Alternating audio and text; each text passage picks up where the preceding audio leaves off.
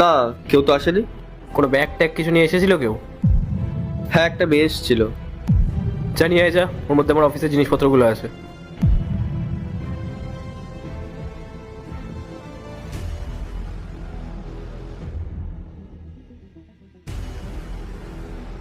টাকা ছিল না এর মধ্যে?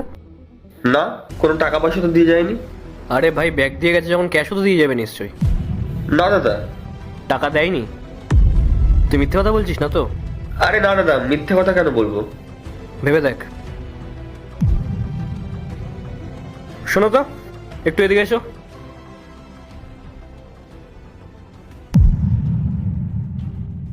দেখ তো, এই মেয়েটাই ছিল তো?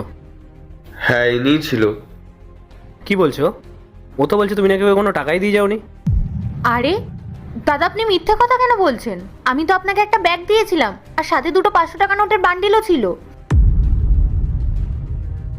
এটা কেমন কথা বলছেন আপনি? আপনি কখন টাকা দিলেন আমাকে?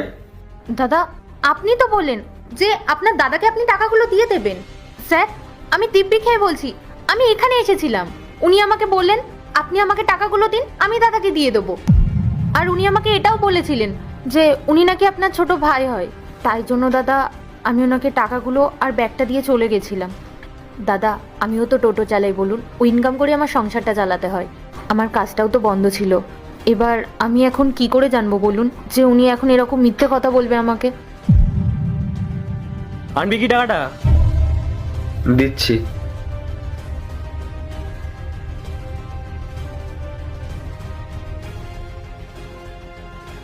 কোথা থেকে আসলো এই টাকাটা? মিথ্যে কথা বলছিলিস তুই আমাকে।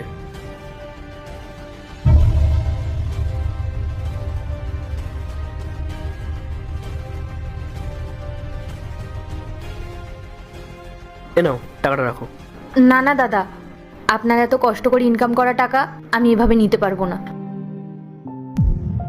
আরে রাখো, এটা আমি তোমাকে খুশি হয়ে দিচ্ছি। এটা তোমার সততার পুরস্কার। দেখো, এই টাকাটা যদি অন্য কেউ পেতো তাহলে তো সে আমাকে আর ফেরত দিত না। দাদা, আপনি কি আমার সততাকে কিনতে চাইছেন? আরে না না, এরকম কোনো ব্যাপার না। তুমি সত্যিই খুব সৎ।